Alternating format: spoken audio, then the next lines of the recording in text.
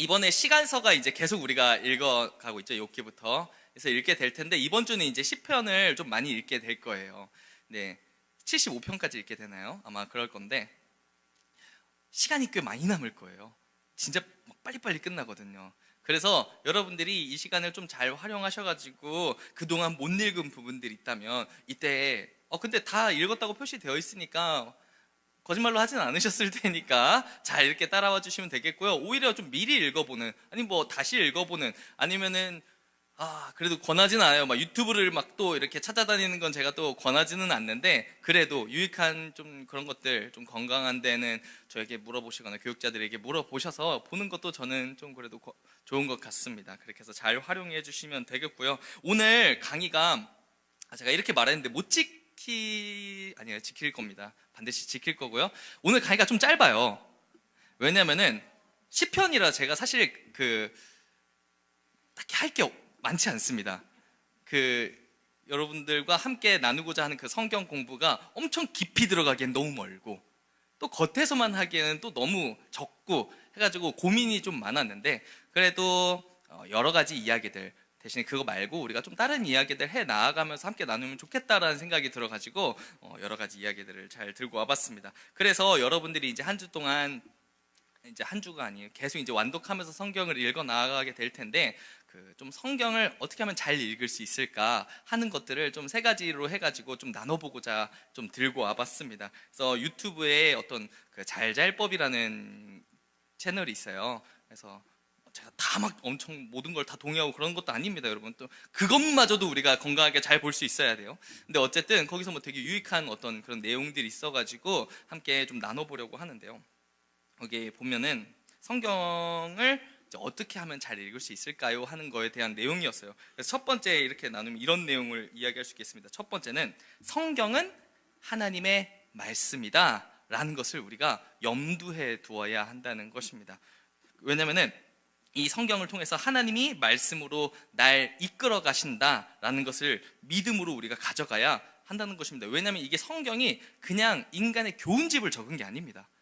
우리가 시편 시가서 읽다 보면은 좀 괜히 그렇게 느껴질 수도 있어요.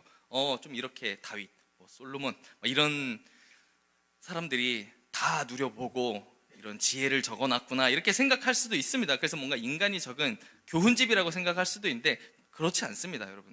하나님의 말씀입니다. 그래서 이게 하나님의 말씀이라는 것을 꼭 기억하고 이 말씀을 통해서 나를 이끌어 가신다라는 것을 놓치면 안 됩니다. 그래서 내가 똑똑하다고 해서 성경을 잘 읽는 게 아니죠. 반대로 내가 똑똑하지 못하다고 해서 내가 성경을 못 읽는 것도 아닙니다. 이 버드란트 러셀이라는 사람이 있습니다. 사진 보여드릴 텐데, 이 영국의 굉장히 저명한 학자예요. 뭐 이름이 많습니다. 수학자, 철학자, 수리 논리학자, 역사가, 사회비평가. 이게 어떤 사람은 이 사람을 두고 500년에 한 번 나올까 말까한 천재라고 이야기를 했습니다. 그래서 엄청나게 특출난 지식인이었는데요. 이분이 기독교 집안에서 자랐습니다. 기독교 집안에서 자랐는데 당연히 신학에 대해서도 잘 알았겠죠. 왜냐면 엄청 천재였으니까요. 당연히 공부를 했을 것입니다. 근데 이분이 나중에 안티 기독교인이 돼요. 최전선에서 활동하는 안티 기독교인이 됩니다.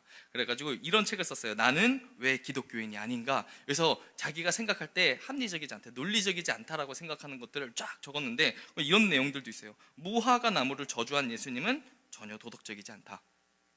이해가 되지 않는다는 거죠. 세상에 원인이 필요하다면 신도 원인이 필요하다. 이렇게 말하면서 어떤 신 존재 자체를 부정하는 사람이 되었습니다. 이 사람은 기독교인이었거든요. 그러니까 엄청 똑똑했으니까 그것도 잘 알았을 겁니다. 신학에 대해서도. 근데 이걸 통해서 우리가 뭘 깨달을 수 있냐면은 똑똑하다고 해서 성경의 말씀을, 그 진리를 다 깨닫는 게 아니라는 거죠. 성경이 믿어지고 안 믿어지고는 이게 사람의 영역이 아니라는 거죠. 누구의 영역이죠? 성령 하나님입니다. 성령 하나님이 우리를 깨닫게 하여 주시는 그 역사, 이게 하나님의 말씀이라는 것을 깨닫고 우리는 그 힘을, 능력을 힘입어서 이것을 읽어 나아가야 하는 것입니다. 그래서 러셀은 깨닫지 못했는데 옛날에 간신히 읽는 할머니들이 아멘 아멘 하면서 읽어가는 거예요.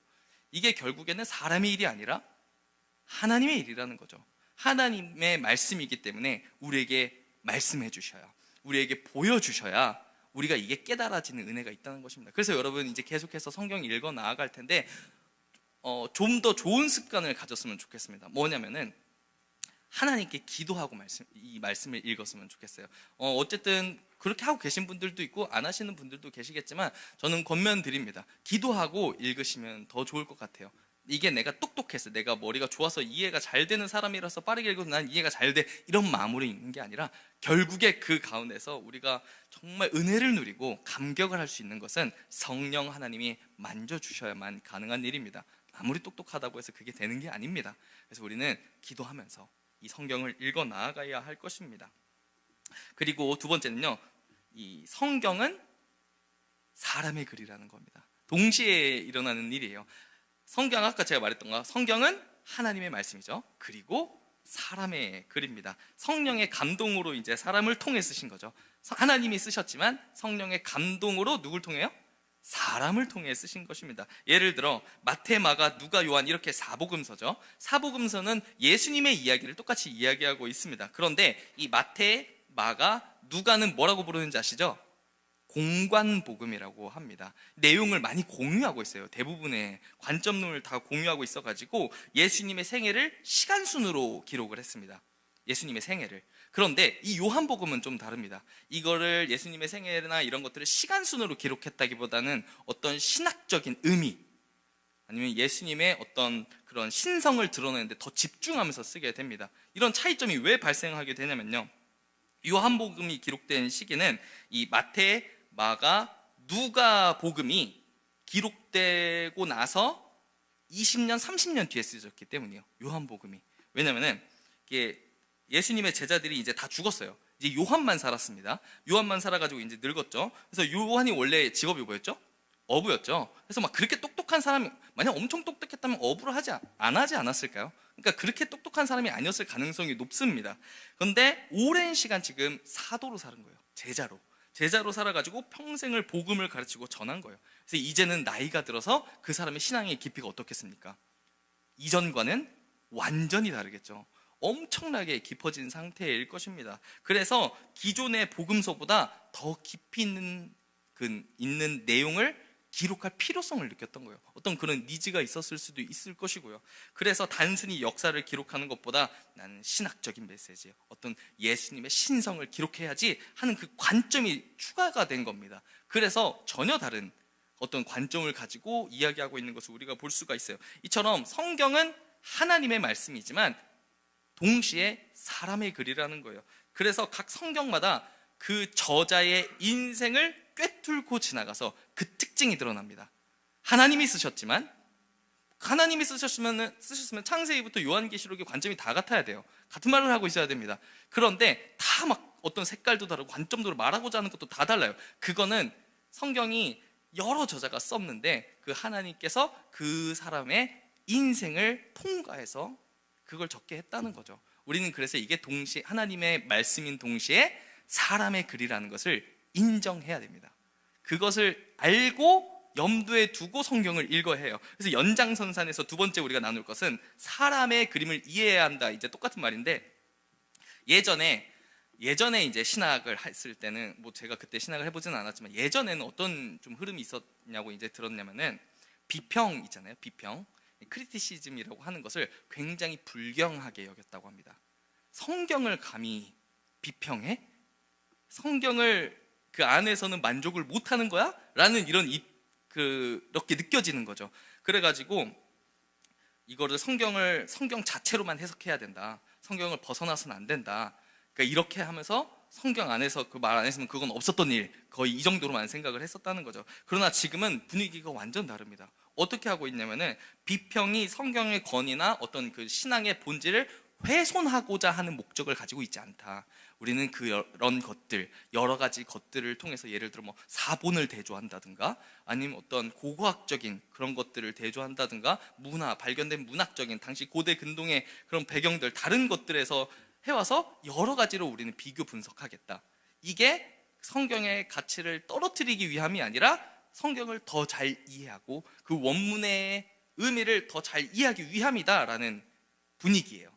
이제는 바뀌어가는 겁니다. 그래가지고 역사적, 문화적, 사회적, 문학적 그 배경을 참고해야 우리가 원래 의미를 더 잘 알 수 있다라는 입장을 가지고 있습니다. 왜냐하면 성경은 하나님의 말씀인 동시에 사람의 글이기 때문에 우리는 여러 가지를 참고해서 정확하게 이해할 필요가 있는 겁니다. 그리고 세 번째는요, 성경을 읽을 때 우리가 성경의 장르와 첫 독자를 이해해야 한다는 것입니다. 첫 독자. 첫 번째는 하나님의 말씀이라고 있고, 두 번째는 사람의 글이라고 있고, 세 번째는 이겁니다. 성경의 장르와 첫 독자를 이해해야 한다. 이제 성경이 쓰여졌던 건 엄청 옛날이죠. 그래서 그때 처음 읽었던 첫 독자, 대상자가 있었을 거 아닙니까? 그 첫 독자가 있고, 그 다음에 2000년이 지난 지금 읽는 우리가 있어요. 엄청나게 큰 간극이 존재하죠. 세상이 변했습니다.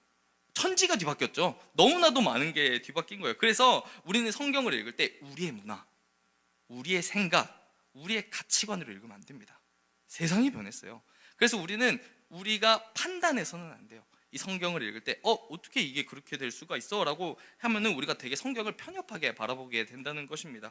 문자 그대로 해석해서 우리 입장으로 해석하면 안 되는 것입니다. 그래서 지금은 잘 없는 건데, 옛날에는 이제 짝풀이라 같은 게 많았다고 해요. 이제 교회에 짝풀이 같은 게 많아가지고 구약은 이 신약이 여기로, 제가 목소리 지금 따라하고 있는 겁니다. 구약은 여기서 여기 구약은 신약과 여기로 짝짝짝짝짝 이어지는 거야. 어때? 신비롭죠? 하는 것들, 이런 것들이 되게 많았다고 해요. 혹시 경험해 보셨나요? 그래서 어쨌든 이런 것들이 되게 많았다고 들었습니다. 저는 본 적이 없어가지고. 근데 이게 굉장히 위험한 성경 해석 방식이에요. 어떻게든 막 그렇게 짝짝 자기의 이해를 위해서 그렇게 해석하는 방법은 성경의 장르라는 것을 완전히 무시해버리는 행동입니다.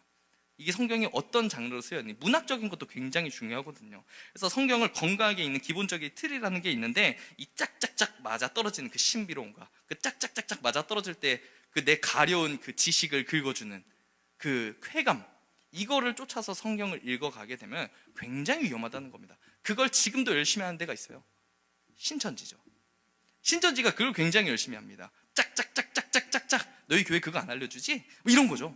그래서 그런 것들을 굉장히 거기에만 몰두를 합니다. 그러면서 이게 괜히 어떤 그 신학의 어떤 성경을 배우는 데 있어서 가려운 것을 긁어준다고 생각을 하는 거예요. 하지만 이건 굉장히 위험한 성경이 뭐 짝풀이가 뭐 짝이 없다는 것을 이야기하는 것이 아닙니다. 근데 그게 굉장히 위험한 행동이기 때문에 지양해야 해요. 그래서 여러분 혹시 과천에 사시는 분 계신가요? 딱히 없으시죠? 이게 거기에 청계산이라는 데가 있다고 합니다, 여러분. 청계산 들어보셨나요? 네, 청계산이라는 데가 있는데, 신천지는 그 청계산이 새 하늘과 새 땅이 이루어지는 곳이라고 생각을 하고 있어요. 왜냐하면 이거 재밌습니다. 제가 한번 퀴즈에서 나눈 적이 있는데, 그래서 신천지 전국 본부가 과천에 있다고 합니다. 그래서 그런데 왜 청계산이라고 하냐면은 과천이 열매 과자에 내천자를 쓴대요. 그래서 열매가 있었던 에덴 동산. 과천이 에덴 동산입니다, 여러분.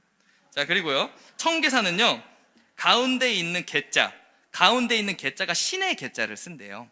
그래서 신의 개자를 써서 모세와 엘리야를 만난 신의 산이라고 말을 한다고 하죠. 그래서 짝짝짝짝짝짝 맞춰보니까 뭐야? 과천 청계산, 여기가 새 하늘과 새 땅이 이루어지는 곳이잖아. 이렇게 생각을 하게 된다는 거죠. 그래서 여러분, 그 시내가 그 시내인가요? 아니죠. 우리 배웠었잖아요. 그 밑으로 내려갔었던데, 여기 이렇게 하면서 내려갔었잖아요. 그 시나이 반도 거기입니다. 거기 멈춰섰던 시나이 반도 밑에쯤에. 그리고 시내산이 걔네들이 왜 이 시내산 청계산이라고 얘기하냐면, 이 시내산이 정확한 위치가 어딘지 몰라요. 아니, 우리가 성경에 명확하지 않습니다. 그냥 추정하고 있습니다. 이게 시내산이 뭐 이쯤이었을 것이다. 왜냐면 시나이 반도가 여기 있으니까.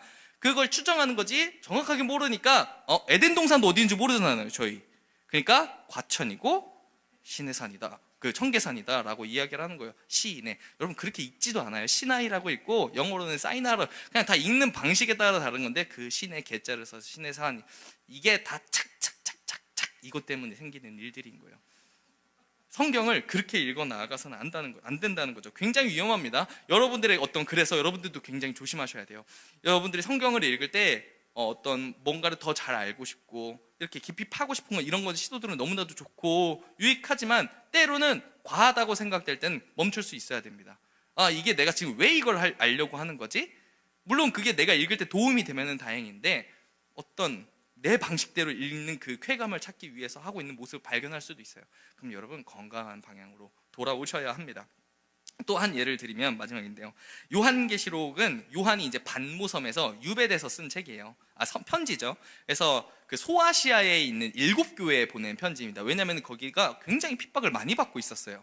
그 교회들이. 그래가지고 막 다 믿음 잃어버리고 막 첫사랑을 잃어버렸다 뭐 이런 식으로 표현하기도 하고 막 그런 상황이어가지고 거기 편지를 쓴 거죠. 굉장히 잔인하게 핍박을 당했다고 해요. 뭐 기름에 튀겨 죽이고 끓여 죽이고 창에 꽂아 죽이고 뭐 여러 가지 방법을 통해서 핍박을 많이 당했었는데, 그래서 이 편지를 받는 첫 독자들, 그 사람들에게 이 편지가 어떤 느낌이었겠습니까? 굉장히 큰 위로가 되었을 거예요. 아니면 자기네들이 잘 못하고 있다, 그럼 경고가 되었겠죠. 그렇죠? 그래서 요한계시록이 뭐 위로의 말씀도 있지만 경고의 말씀도, 너네 그렇게 하지 마라, 이런 내용들도 잘 담고 있어요. 그래서 2000년이 지나서 지금 읽는 우리에게도 이게 은혜가 됩니다. 왜냐하면 다시 오실 그리스도를 소망하게 되면서 우리가 위로를 얻게 되죠. 그리고 내가 또 잘못 살고 있다면 경고의 말씀으로 받아들이고 종말 신앙을 살아가게 되는 것, 우리가 또 요한계시록에서 얻을 수 있는 그런 유익 아닙니까? 그게, 저는 이게 성경의 신비로움이라고 생각을 합니다. 그런데 우리가 막 또 이제 요한계시록 장난칠 거 너무 많잖아요. 그래가지고 열불 짐승이다. 그 열불은 사실 헬리콥터야.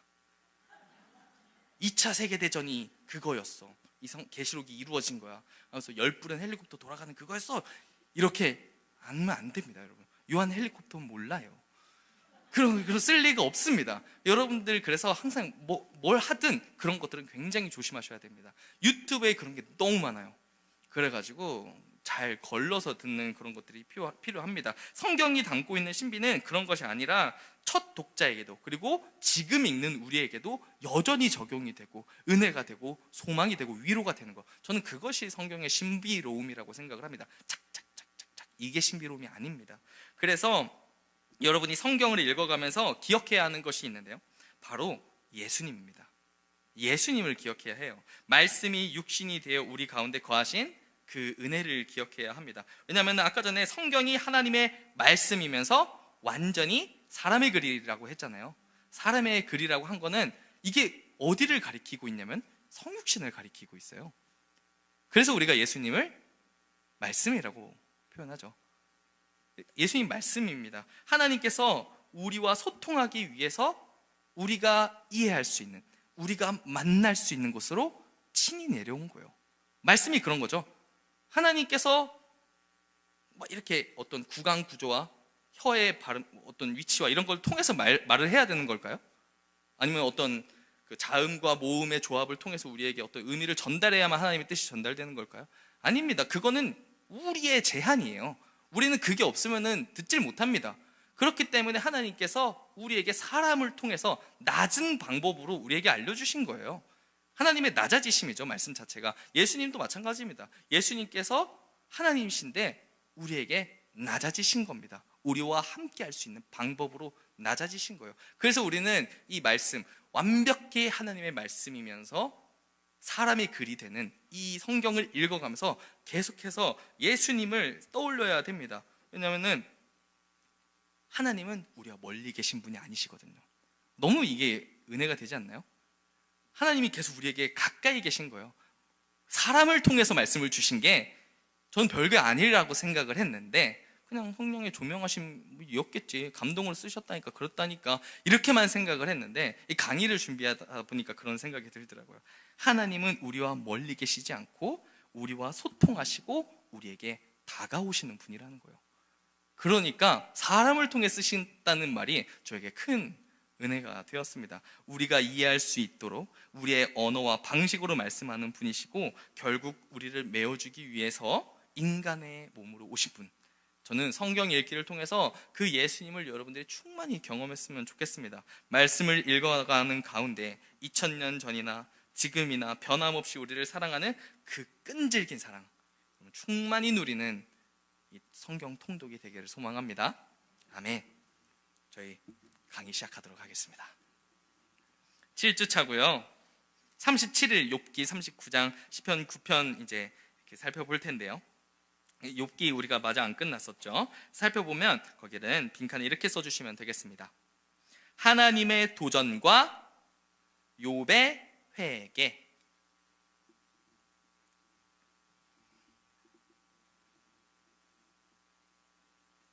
입니다. 읽어드릴게요. 38, 41장에서 하나님은 욥의 문제를 직접 해결하시기 위해 욥에게 70가지의 질문으로 도전하십니다. 인간의 고통과 하나님의 주권에 대한 문제의 진정한 답변은 욥기의 후반부인 하나님의 말씀에서 발견됩니다. 이 말씀은 가끔 마치 하나님께서 답변은 하지 않으시고 단순히 욥에게 순종하라고 위협하시는 것처럼 잘못 해석됩니다. 그 다음 줄 우리 밑줄 쳐보도록 하겠습니다. 욥의 회개는 하나님의 무한하신 위대함과 인간인 자신의 유한함을 깨달았기 때문입니다. 까지 쳐주시고요. 그리고 세 줄 밑에 하나, 둘, 세 줄 밑에 밑줄 쳐주세요. 욥은 하나님의 방식은 때로 이해할 수 없지만 항상 신뢰할 수 있는 분이라는 깨달음 속에서 마침내 안식을 발견합니다.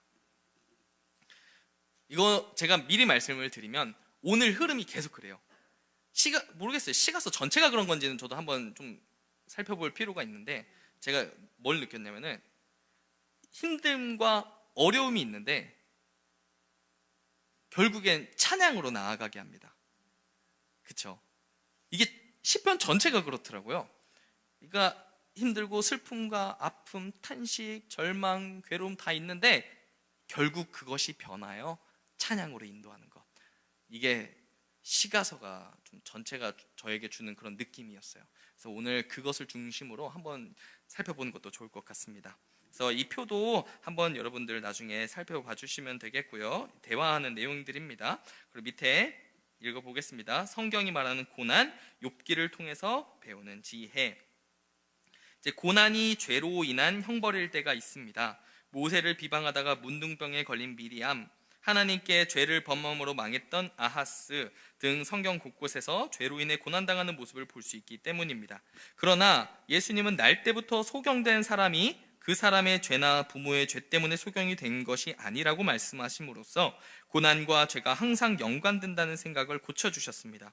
또한 하나님 나라를 위해 고난받기를 자청했던 사람인 사도들과 믿음의 조상들을 볼 때 고난이 죄의 결과일 수만은 없는 것입니다.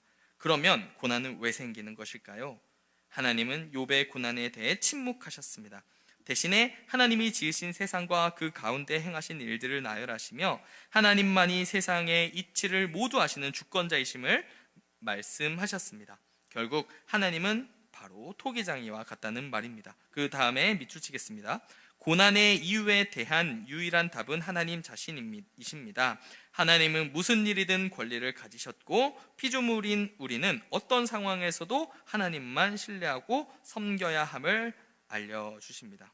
그러니까 이해되지 않아도 모든 것을 섭리 안에서 운행하시는 그 하나님을 신뢰하는 것이 우리에게 주어진 길이다 라는 것을 이 부분을 읽으면서 잘 살펴보셨으면 좋겠습니다. 넘어가겠습니다.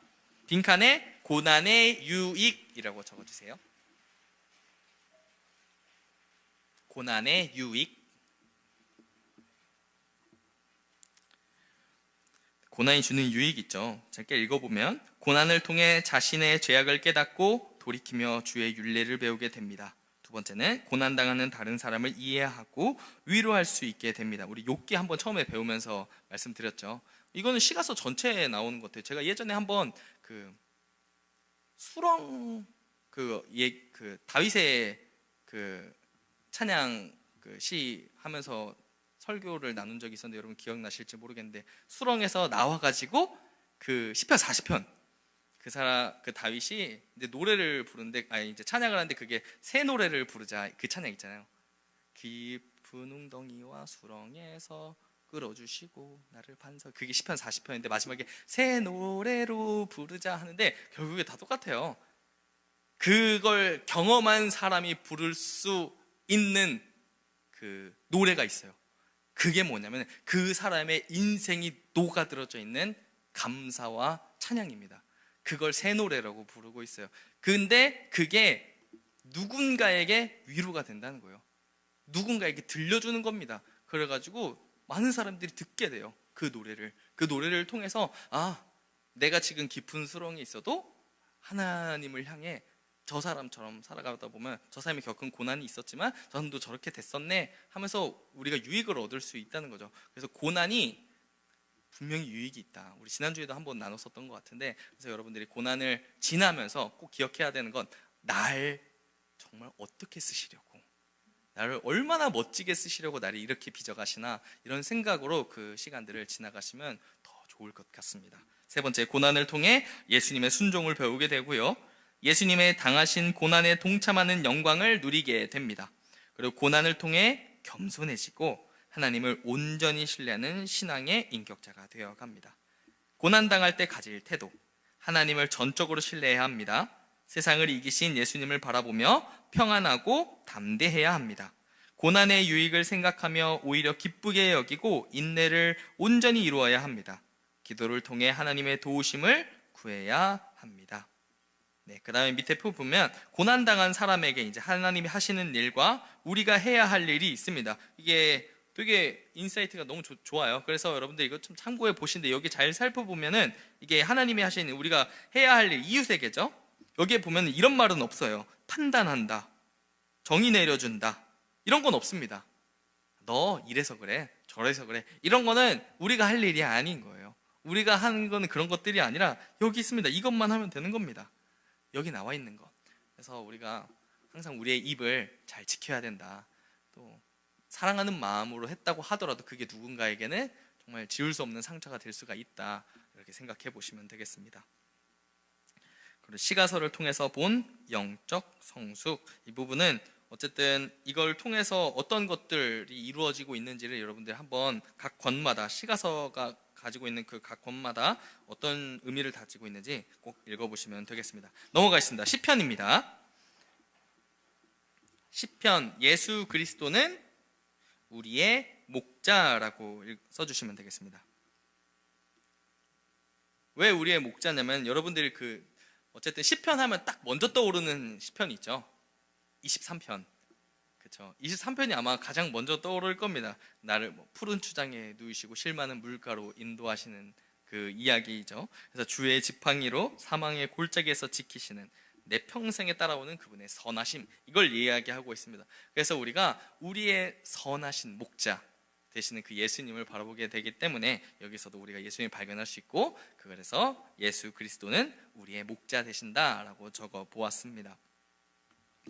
이제 시편이 150편이나 되죠. 너무나도 많아요. 그래가지고 되게 읽는데 힘들 것 같지만 사실 엄청 복잡하고 그렇지는 않습니다. 제가 오늘 다 설명을 드리지는 않겠지만 간단하게만 설명을 드릴 테지만, 먼저 시편이라는 장르의 특징 두 가지를 제가 따로 이제 책에는 없는 내용인데 설명을 드리자면, 시편은 되게 당연합니다. 시입니다. 시편은 시예요. 그래서 찬송과 가사로 사용된 시입니다. 그러니까 시편을 읽을 때는 여러분들이 이게 노래라는 것을 염두해야 됩니다. 우리가 그냥 글로 읽고 있지만 이거는 노래였어요. 이게 예배 때 사용된 것들입니다. 그래가지고 시편의 노래 가사이기 때문에 엄밀하게 분석하는 것을 하면 안 됩니다. 해도 상관없습니다. 근데 사실 그렇게 하면은 우리가 노래를 노래답게 대한 게 아니게 되는 거죠. 제가 딱히 지금 생각나는 노래가 없는데 뭐가 있어요? 다 함께 차차차 이렇게 한다고 해보죠. 근데 다 함께 차차차, 우리가 그걸 왜 이렇게 차차차가 됐을까 하면서 이렇게 할까요? 그럼 그렇지 않잖아요. 이건 그냥 다 함께 차차차입니다. 이렇게 시편도 마찬가지예요. 우리가 그걸 느끼고 그것이 주는 그 감동과 이런 것들을 느끼면서 가면 그만인 거예요. 물론 그거에 하나하나를 파헤치는 게 의미가 없다는 건 아닙니다. 오히려 신학적으로 보면은 그게 훨씬 권장돼요. 왜냐면은 왜 이게 여기 배치되어야 했는지, 이게 지금 어떤 운율을 가지고 있는 건지. 근데 우리가 히브리서로 읽을 거 아니잖아요. 히브리어로 읽을 거 아니잖아요. 그럼 우리는 그거를 알기가 굉장히 힘듭니다. 그 어떤 엄청나게 섬세하거든요. 그 히브리 그 문학들이 굉장히 정교한데 우리는 이미 번역된 걸 보기 때문에 우리는 그걸 다 느낄 수가 없어요. 그래가지고 우리는 어쨌든 그것이 주는 감동과 이것을 좀 찬양하는 마음으로 읽었으면 좋겠어요.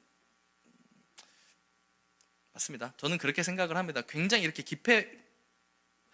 파고들기에는 너무나도 어려운 부분들이 좀 많이 있는 것 같아가지고 좀 그걸 권면하게 드립니다. 그래서 따지면서 읽는 것보다는 가슴으로 읽는 게 더 낫다, 가슴으로 느끼면서 읽는 게 더 낫다고 말씀을 드리고 싶습니다. 그래서 막 보는 거죠. 아까 전에 말씀드렸던 시편 40편, 기가 막힐 웅덩이. 뭐? 기가 막힌다고? 기는 동양의 어떤 그런 사상 아니야?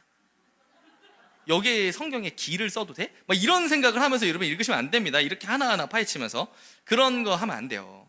그런 거 하면 안 되고 그냥 쭉 읽으시면 됩니다. 그리고 또는 시편의 그 23편을 읽으면서 원수의 목전에서 내게 상을 차려주신다. 뭐 굳이 안 그러셔도 되는데 오히려 그렇게 생각할 수도 있잖아요. 근데 여러분들 여러 가지 그런 것들을 생각하지 마시고 그냥 읽으시면 됩니다. 이건 찬양이었어요. 그래서 그냥 이렇게 그냥 느끼면서 감사하면서 감격하면서 얘기하는 게 이 찬양의 원래 의도한 바다, 이런 것들을 생각해서 최대한 가슴으로 느끼는 것이 좋겠고요. 두 번째는 시편은 예배 때 하나님께 드려진 찬송가였다는 것입니다. 그래서 각각의 시들이 어떤 배경에서 지어졌는지는 우리는 모르지만 뭐 알 수도 있고 모를 수도 있지만 이 시가 예배 때 사용되어졌다는 것이 중요합니다. 이 시가 예배 때 사용되어졌다는 것은 그 이야기가 그 배경에 쓰여진 사람의 이야기만이 아니라는 거예요. 그러니까 보편적인 이야기를 다루고 있다는 거예요. 그러니까 어떤 특정한 사람들만의 이야기를 다루고 있어서 내가 공감 못할 이야기가 아니라 우주적인 이야기입니다. 모두에게 적용되는 이야기고 보편적인 이야기를 다루고 있기 때문에 우리는 이것을 통해서 나의 이야기라는 것을 깨달아야 돼요. 왜냐면 우리가 찬양 부르잖아요. 이게 예를 들어 자꾸 오늘 예시가 잘 생각이 안 나는데 아무튼 어떤 찬양 가수가 어떤 찬양을 불렀어요. 그럼 그 사람의 이야기로 끝납니까? 우리가 그 찬양을 부르면서 왜 우리가 눈물을 흘리죠?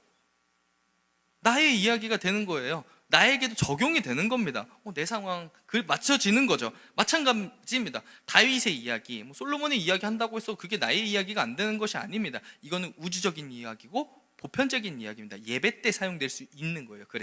그래서 우리는 이 시편을 읽으면서 지금 이건 내가 부르는 찬양이야, 나의 이야기.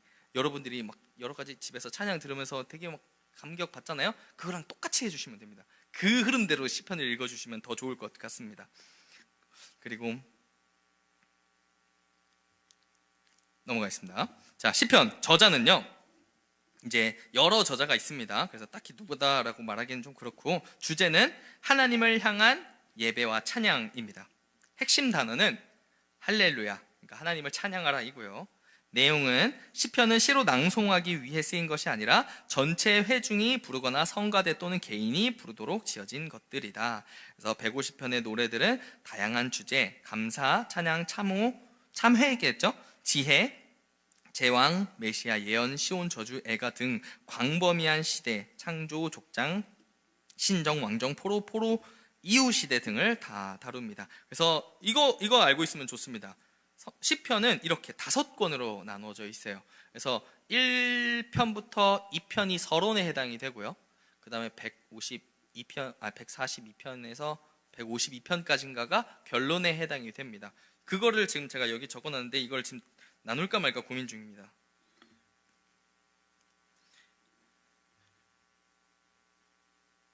나누어도 될 것 같습니다.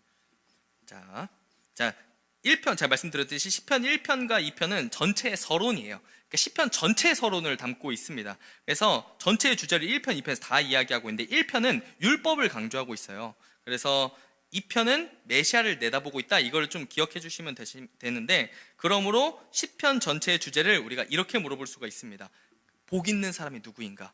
그 시편 1편에서 복 있는 사람은 얘기하거든요.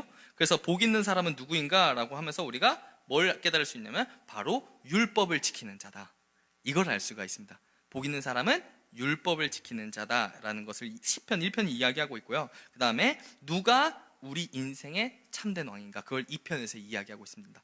이 1편의 2편의 핵심 메시지가 시편 전체를 그리고 있어요. 여러 가지 것들을 이야기하고 있는 것 같지만 시편 150편까지 되는 수많은 이야기가 결국에 이 두 가지에 묶입니다. 어떤 인생이 복된 인생인가, 그리고 누가 왕인가, 이걸 이야기하고 있습니다. 그래서 메시아로 오신 하나님이 그분이 참된 왕이다 라고 답을 할 수가 있고요. 그리고 아까 말씀드렸더니 146편이네요 146편부터 150편까지가 대찬양이라고 부르면서 이제 시편의 결론에 해당이 되는데, 이것도 전체 메시지를 똑같이 가져가고 있습니다. 근데 아까 제가 말씀드렸던 것처럼 우리가 이 시편을 계속 하면서 알게 되는 것은, 어쨌든 146편에서 150편까지가 제가 뭐라 그랬죠? 결론인데 대찬양이라고 부른다고 했죠. 이게 계속 흐름이 같아요. 그 시편 짜잘짜잘 그 안에서도 흐름이 아픔, 탄식, 여기서 찬양으로 가는데, 이 시편 전체 구조에서도 마찬가지입니다. 전체 구조에서도 점점 찬양으로, 대찬양으로 흘러가는 것을 볼 수가 있습니다. 그래서 말씀을 순종하는 자에게는, 그리고 메시아를 참된 왕으로 모시는 자에게는 슬픔이 변하여 기쁨이 되고 소망이 된다. 이것을 시편 이곳저곳에서 찾아볼 수가 있습니다. 그래서 아까 전에 제가 말씀드렸던 그 강의 시작하기 전에 말씀드렸던 게 있죠. 사람의 말인가? 하나님의 말씀인가? 이게 시편에서도 굉장히 어쨌든 두드러지는 질문들 중에 하나예요. 왜냐면은 이게 시편이 뭐라 그랬죠? 찬양이라고 그랬잖아요. 그러면 누가 하는 말입니까? 사람이 하는 말이죠. 사람이 하나님께 하는 말입니다. 근데 우리가 보편적으로 생각을 하다 보면 뭐가 되냐면, 하나님의 말씀이라고 하면 우리에게 계시된 것을 생각을 하게 되죠. 그럼 이제 시편의 질문이 생기는 거예요. 그럼 시편의 정경성은 온전할까? 라는 생각이 드는 거예요. 왜냐면 이게 하나님의 말씀일까요? 라는 생각이 드는 거예요. 하나님의 말씀인가? 아니지, 사람이 한 거잖아. 그럼 이거는 하나님의 말씀인가? 라는 생각이 이제 들게 되는데, 똑같습니다. 이거는 우선은 사람의 말이 맞습니다. 그렇죠? 그래서 우리의 말이기 때문에 우리의 기도이고 우리의 찬양입니다. 그래서 시편에는 기쁨, 슬픔, 탄식, 감사, 찬양, 애통함 등 여러 가지 인간의 반응이 나와요. 왜냐하면 사람의 말이기 때문이죠.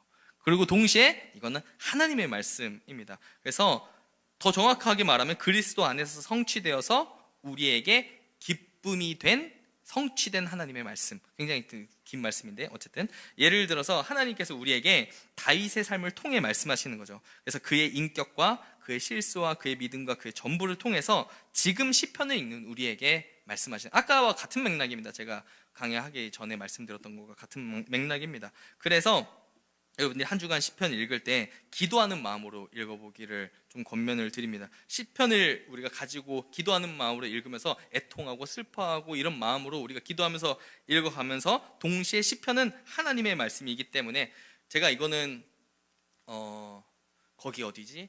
그 큐티 학교에서도 나눴었던 건데, 우리가 하나님과 교통하는 방법이 있어요. 그게 뭐냐면은 우리는 말씀을 통해서 하나님께 듣고요. 우리가 하나님께 어떻게 말하는지 아시나요? 기도로 말합니다. 그렇죠? 우리는 이렇게 직접적으로 이렇게 받아는 사람들도 있긴 하지만, 보편적으로 우리는 말씀을 통해 듣고 기도로 하나님께 말을 합니다. 그게 건전해요. 그게 건강합니다. 좀 권면드리고 그렇게 해야 나아가야 합니다. 그것을 통해서, 이게 시편이 하나님이 말씀이면서 사람의 말이기 때문에 이걸 기도하는 마음으로 한다라고 생각을 하고 읽으면 그게 멋진 사이클이 되는 거죠. 듣고 말하고 하는 것이 되는 거예요. 그래서 이 시편을 그렇게 여러분들이 아름답게 사용을 했으면 좋겠습니다. 제가 책을 어디까지 했어? 자, 특징으로 넘어가겠습니다. 어쨌든 개요였네요. 5권으로 나누어져 있고, 이 1권, 2권, 3권, 4권, 5권 옆에 창조, 사랑, 해방구소 이렇게 써 있잖아요. 이거는 여러 가지 관점으로도 쓰여질 수 있습니다. 꼭 이것만 있는 게 아닙니다. 권수는 이게 맞습니다. 그리고 몇 편으로 끊어놓은 것도 다 맞아요. 근데 그거에 옆에 써놓은 어떤 그 해석들이 여러 가지가 있어서 우선 이것만 적혀 있으니까 여러분들 이것도 잘 참고해 주시면 되겠고요. 특징 보면은 성경 중에서 가장 많은 저자와 가장 다양한 주제를 담고 있습니다. 그리고 구약 중 신약에서 가장 많이 인용된 책이며, 예수님께서 이사야서와 함께 가장 많이 인용하신 책입니다. 그리고 예언서가 아님에도 메시아 예언을 가장 많이 기록한 구약의 심장부 역할을 하는 책이고요. 성경에서 가장 짧은 장인 117편, 2절밖에 없습니다. 가장 긴 장인 119편이 함께 기록되어 있습니다. 176절이나 있어요. 그리고 150편의 시가 독립된 작품으로 구성되어 있으며 연대기 순으로 기록되어 있지 않다. 90편이 가장 오래됨. 모세 시편이죠. 가장 오래됐습니다.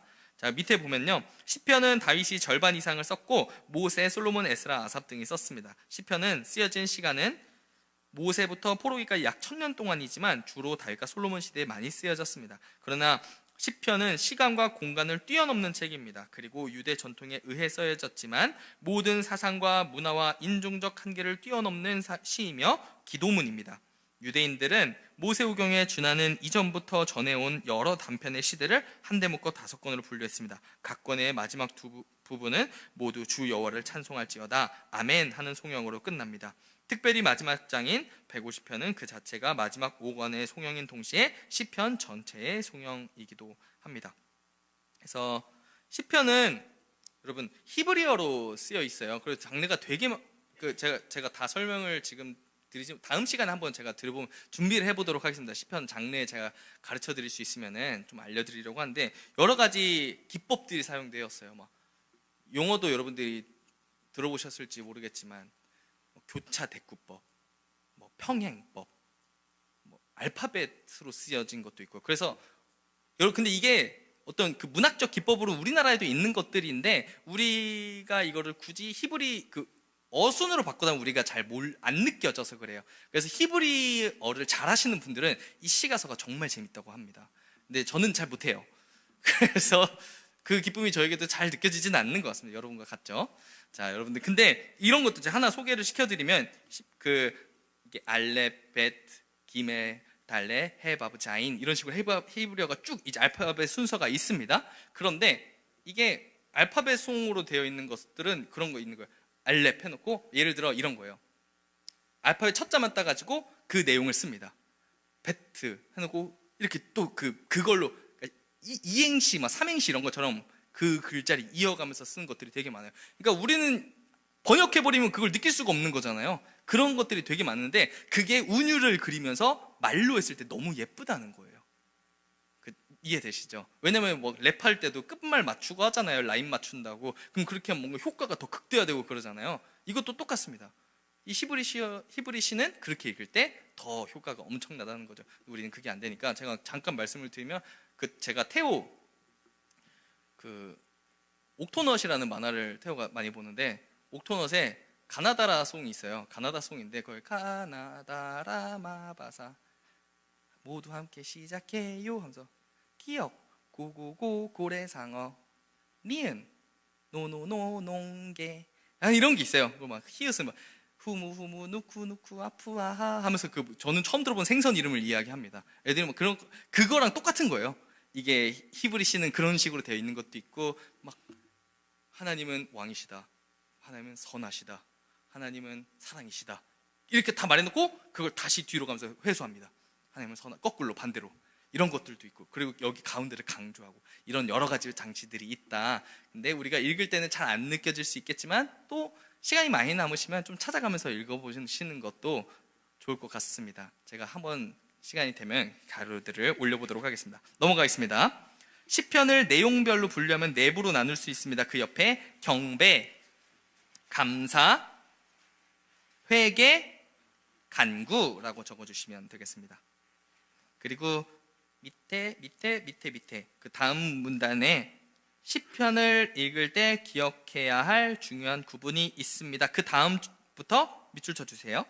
오랜 시대에 걸쳐 하나님의 백성들은 시편을 소중히 여겨왔는데 왜냐하면 매우 많은 시편들이 보통 사람을 위해 말하고 있기 때문입니다. 아까 제가 얘기했던 거랑 똑같은 겁니다. 보편적인 이야기다.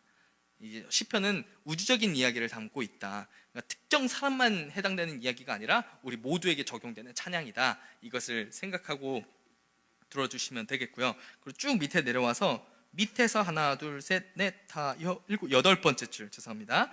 거기 밑줄을 쳐주세요. 쭉 길게 문단 끝날 때까지 밑줄 쳐주시면 됩니다. 시편이 모두 찬양하는 노래만은 아닙니다. 고백도 있고 심지어 불평하기 위해 지은 시들도 있습니다. 하나님의 백성은 그분에게 어떤 것도 숨길 수 없다는 것을 알고 있었으며 그래서 예배 시에 모든 것을 그분께 가져갑니다. 그 때문에 시편은 죄를 깨닫고 괴로워하며 낙심한 그리스도인들에게 커다란 격려의 원천이 되는 것입니다. 주위에 있는 모든 것이 혼란스러울지라도 그래도 나는 그분을 찬양하겠노라고 선포합니다. 그러나 시편은 단순한 노래가 아닙니다. 시편은 노래이면서 기도입니다. 시편은 읽혀지는 것이 아니라 사용되어야 합니다. 왜냐하면 기도와 찬양은 입술이 아니라 행동이기 때문입니다. 그래서 여러분들이 아까 말씀드렸던 것처럼 이게 어떤 그냥 읽고 끝나는 것이 아니라 우리의 기도가 되고 또 우리 하나님과의 교통이 되는 것으로 잘 사용되어져야 한다는 것을 이야기하고 있습니다. 넘어가고요. 시편의 이해를 돕는 4가지 해석법. 첫 번째는 시가 제시하는 표제를 통해 역사적 맥락을 이해합니다. 시편에 보면은 그 표제들이 다 있어요. 뭐 고라자손의 맞쓰길 이런 것들도 써 있고 그 용어들을 여기다가 조금 적어놨는데 이게 정확하게 뭐다라고 이거는 밝혀지지 않았습니다. 자료가 더 나와야 돼요.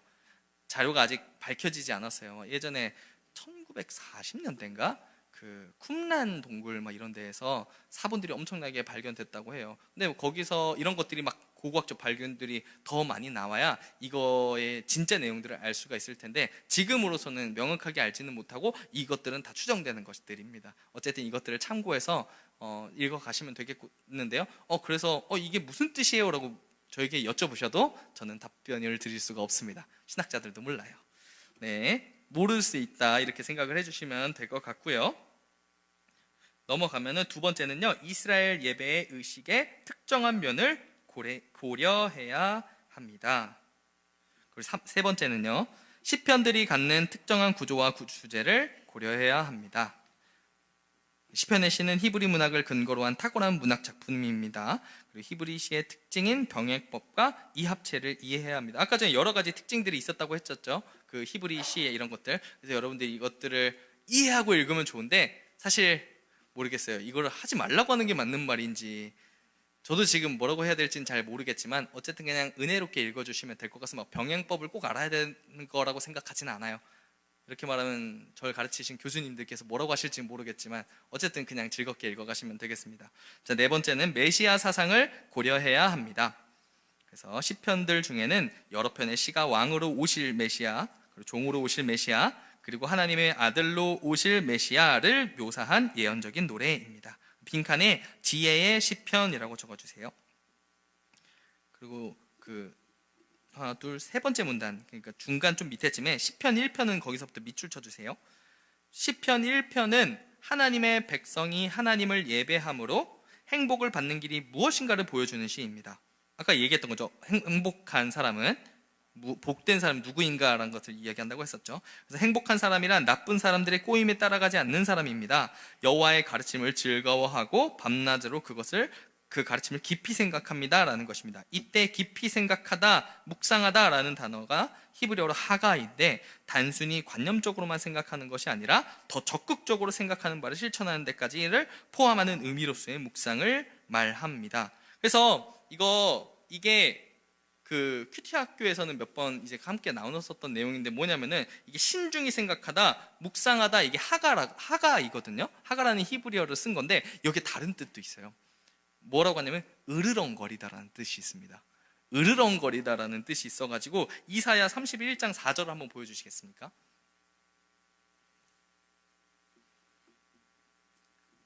제가 잘 안 보이는데 그냥 저기만 노란색만 읽겠습니다.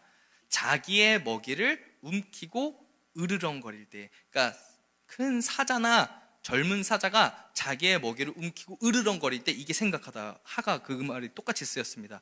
그러니까 완전한 소유권을 주장하는 단어가 되는 거예요. 이게 그냥 뭐 생각하는 정도가 아닙니다. 막 엄청나게 이게 행동적인 단어예요. 그래서 묵상하는 게 굉장히 능동적인 묵상을 이야기하고 있고 이게 강한 소유권을 주장하는 단어, 그런 뉘앙스를 가지고 있습니다. 자기 먹이를 탐내지 말라고 하는 그런 으르렁거림이죠. 그렇게 하면은 시편의 의미가 좀 더 이사야와 시편의 의미가 조금 더 가깝게 느껴집니다. 그래서 시편 1편을 다시 한번 읽어보면요, 넘겨주시겠어요? 복 있는 사람은 악인들의 꾀를 따르지 아니하며 죄인들의 길에 서지 아니하며 오만한 자들의 자리에 앉지 아니하고 오직 여호와의 율법을 즐거워하며 그의 율법을 주야로 묵상하는도다 정도로 끝날 것 같지만 거기를 으르렁거리다로 읽어보세요. 절대 안 뺏길 거야, 이건 내 거야 하면서 으르렁거리는 그 완전한 소유권을 주장하는 뉘앙스가 담겨져 있는 단어입니다. 복 있는 자가 어떤 자라고요?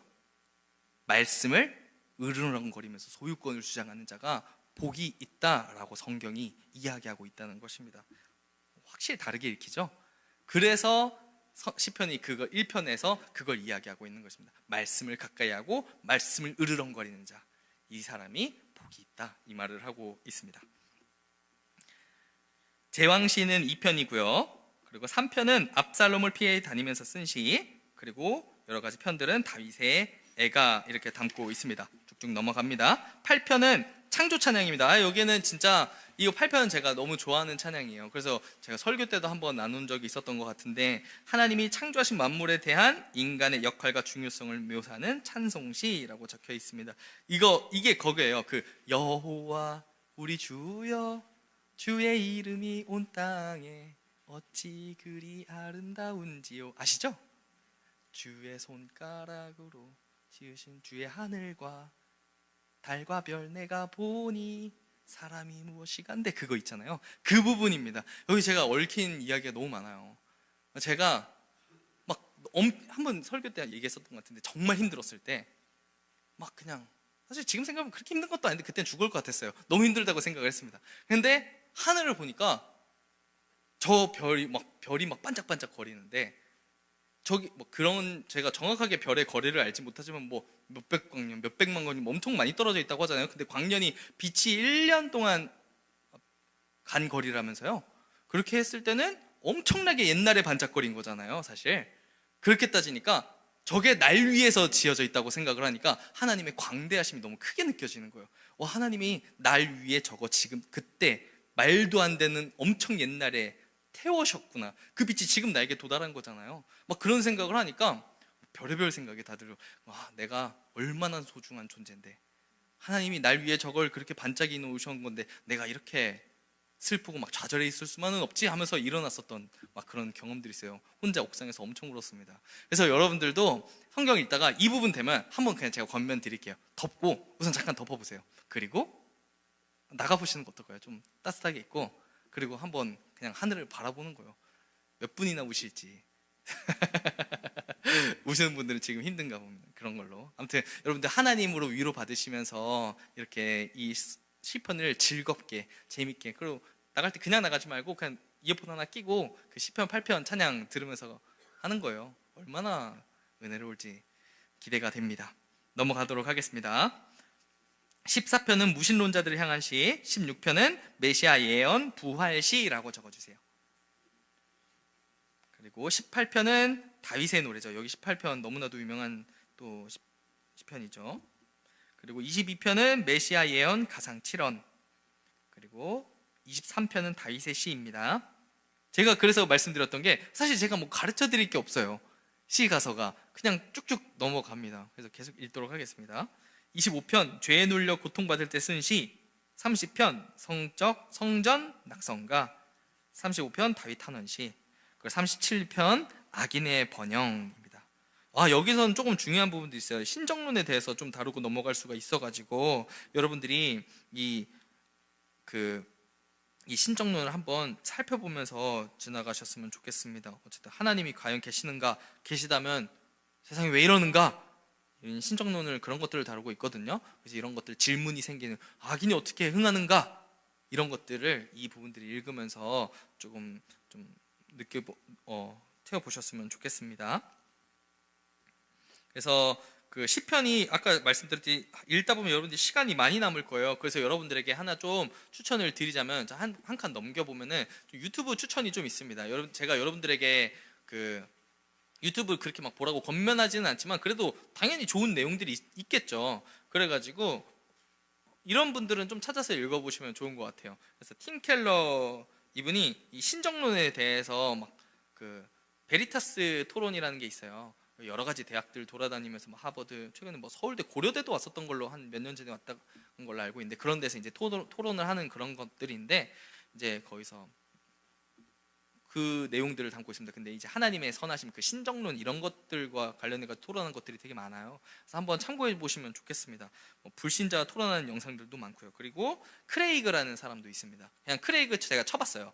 크레이그를 쳐보니까 저 사람밖에 안 됩니다. 전 세계에 크레이그가 저 사람밖에 없지는 않을 텐데, 어쨌든 모르겠어요. 제 알고리즘이 그렇게 하고 있는지는 모르겠지만 크레이그 쳤을 땐 저 사람만 떴어요. 저 영상은 다 봐도 괜찮을 것 같습니다. 그 채널의 주인의 어떤 그런 성향과 상관없이 어쨌든 굉장히 건전하고 다 번역이 되어 있습니다. 한번 읽어보시는 것도 좋을 것 같습니다. 39편 참회 시고요. 46편 시온성 영광, 그리고 50편 감사제사, 51편 다윗 회개시, 58편 악인 저주시, 그 다음에 62편 소망산성, 그 다음에 72편 솔로몬 제왕시입니다. 이렇게 해서 7주차 강의가 마치게 됩니다.